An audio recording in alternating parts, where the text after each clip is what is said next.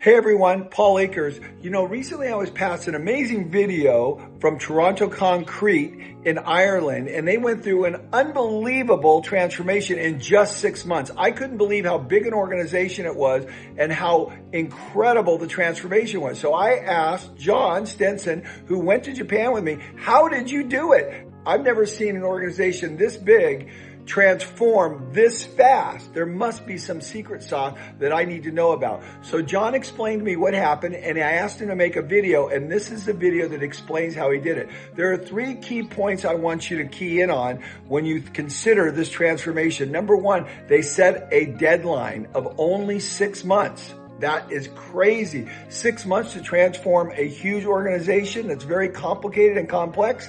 That seems daunting, but that's what they did. The second thing is they just fixed one area at a time because it was just too big and overwhelming to do too much too fast. So they focused on one area, 3S'd it, made it amazing, and then moved to the next area. And the third thing is that John said, which is very interesting, he said, we don't care if we are lean, let's just look lean and then we'll be lean. And they'll learn how to be lean, I think is the idea. It's just like dressing for success. You dress nice, even though you're not successful, you got a much better opportunity to be successful. And I think that's largely what they did. They did great signage, visual controls, and things like that. And then their company naturally adopted lean principles. So watch this video. It's incredible. John, your team, you did a great job, and thanks for doing this video. Enjoy. So my name is Stacey, and I am from Taronto, down here in the heart of County Armagh, Northern Ireland. So everybody loves a challenge, and I am here today with a wee video to show you how Taronto took on and won our 6-month lean challenge. So come with me. Just come on with me and I'll show you our refurb operations department. So what we've done is keep everything minimalistic. So you can see a lovely clean office here, ready for anybody in any department to come in and do their work. So 6 months ago in here, we had about 13, 14 people. Therefore 13, 14 pretty dated old-fashioned desks filled with clutter, filled with paperwork that wasn't necessary.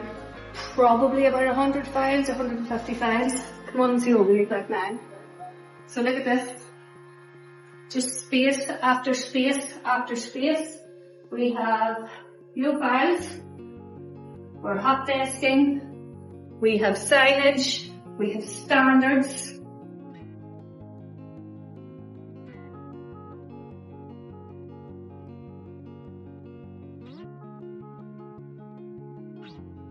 We all know with lean where's the best place to be, to learn, to communicate and to share knowledge. So this again is our minimalistic sales office, and come this way. John is now on the Gamba, so our MD has given up his desk, his office, to be on the Gamba, to be where it happens and guide the team. So guys, 6 months in, we are delighted to say that we are now a very successful lean company, and we are proud to now present lean tours. Now no better place to do that than create our very own lean dojo. So when we have our tours now, we welcome our tour members along the journey. We are ready to host our visitors and keep a record of our tours. This is an improvement we're working on, so this is our mics and stuff to make it easier when we're doing the tours.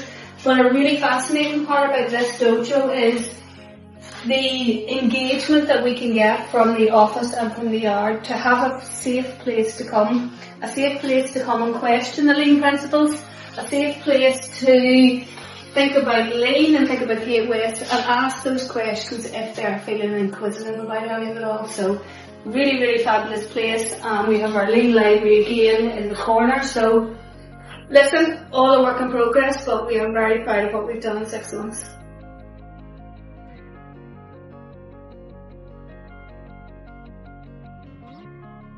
Our lean journey.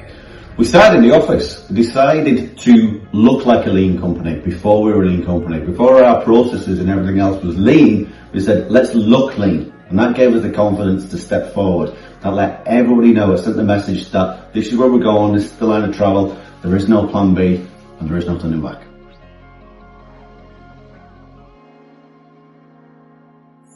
We have a lot of different sheds that the guys are working in, and one of the things that we said that we had to do was create different meetings.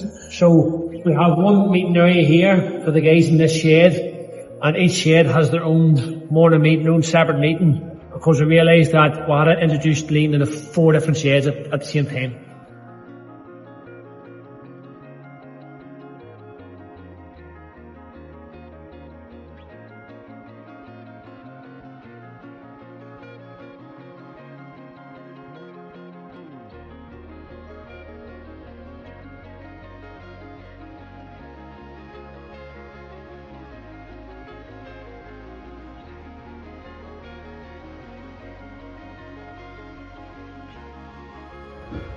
So Noel, try and tell me, what were some of the key objectives and strategies that we used to achieve what we've done over the last 6 months in Lean?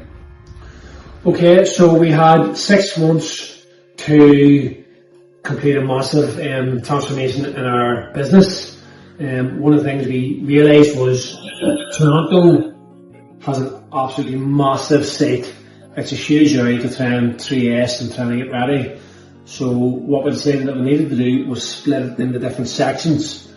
So we picked out 3 or 4 key areas that we really wanted to attack, eliminate the waste, really 3S and transform the areas. So the areas highlighted in red were the areas that we felt we could really impact. And we took on a massive 3S project. I think it's 10,000 square feet that we have 3S'd. So strategically, as a team, we picked an area, we finished it, and then we moved on because we realised that we couldn't tackle the whole pie at the same time. So bit by bit, we just broke it down, and that's how we achieved what we did in that time. Super, thank you. So education was a big part of our Lean journey, and we broke that down into 6 guiding principles, 5 of which will be very familiar to any company that's doing Lean. But this one's unique to us: set, check, celebrate. And that's an idea that I picked up on when I was away in Japan. We were in the post office sorting office, and I noticed something. They set a standard, they checked the standard, and they celebrated it. And that kind of resonated with me. So that's what we bring back here. Set, check, celebrate is one of the most important and powerful slogans, mindsets that we have here. If a process doesn't have a set standard, it can't be checked. So everything has to be standardized. The standard has to be set, it is then checked, and when both those things are done, only then is it celebrated.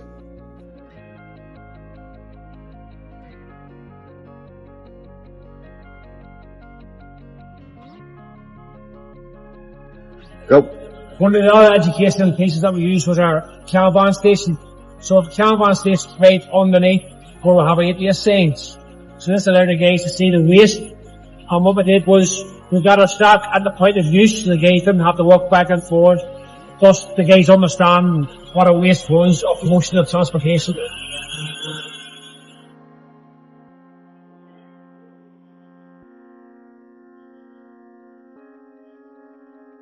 One of the other cornerstones of our Lean journey was that it must be built on respect and trust. 6 months ago, all these tools would have been locked away for fear of them being lost or stolen or misplaced. So we opened them all up, give the guys full respect and full trust to man their own station. So far, it's been brilliant.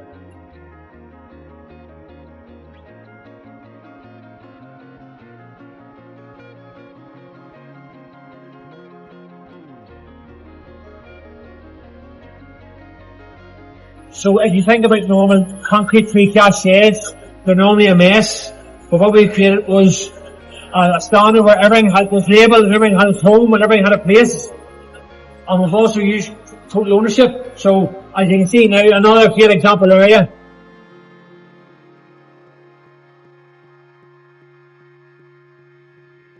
I used to think that having a large yard was a blessing. I realised over this journey that it's a curse. That by having such a large area, waste and defective product was just out of sight, out of mind. So what we decided to do was close off huge areas of the yard so that any defect, anything that isn't right is right there, right in front of our face, and we can't get around it. So we've actually closed off a whole area of the yard. We've closed off over 10,000 square feet of the yard. And we ain't done yet. We'll make it smaller, we'll make it smaller.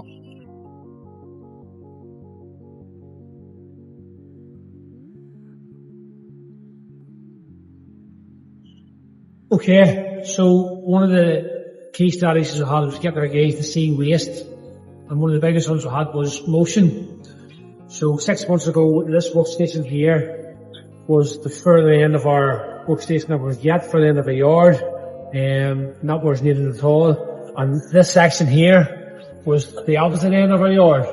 So what we did was we measured how long it took the guys to walk from one end to the other. We used that as a real education tool to put both stations together, right exactly where the items were needed. So we reduced the motion of transportation, and what that allowed us to do was get the guys to visualise what that waste looked like.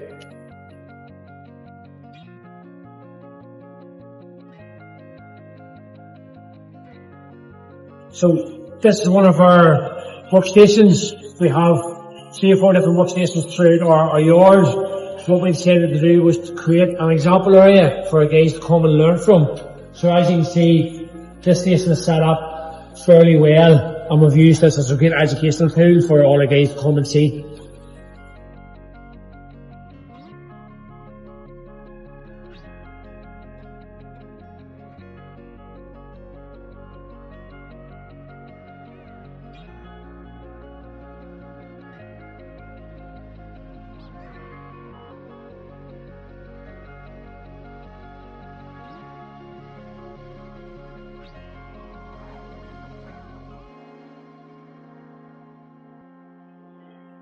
So one of our guiding principles is fix what bugs you. And what that means to me and what we've educated everybody else on is that means empowerment. We're empowering everyone to make those little changes, or big changes, to their own workstations, to their own processes, to fix things, to get rid of that bug that's been with them for every day. And that's manifest in many different ways. Gamba right there. There's an improvement happening right here, right now. About fixing something that bugs them, removing some sort of struggle, removing some sort of waste by building a new trolley. This workstation was a shanty town. Little more than a shanty town, but with little management input. The guys took it upon themselves to fix their own working areas to make huge improvements. We designed this whole area, they removed what was there, the wall, put it this rating, got these welding screens, and even inside, improved what we were doing inside.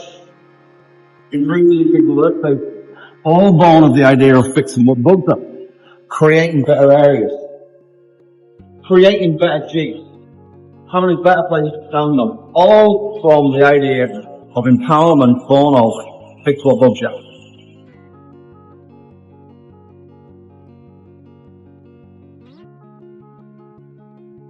So we spoke about example areas.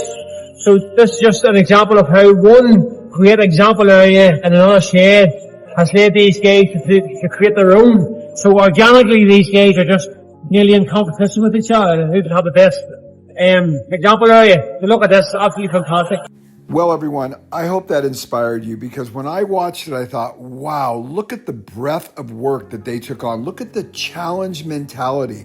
Look at the way they rose to the occasion. Look at how the vision was set and established, and everybody worked to that vision. This is literally one of the most inspiring and thoughtful transformations that I've ever seen. All I can say is to the team at Taronto, you are awesome, and hopefully this video inspires the world. This is what true transformation looks like, with no excuses.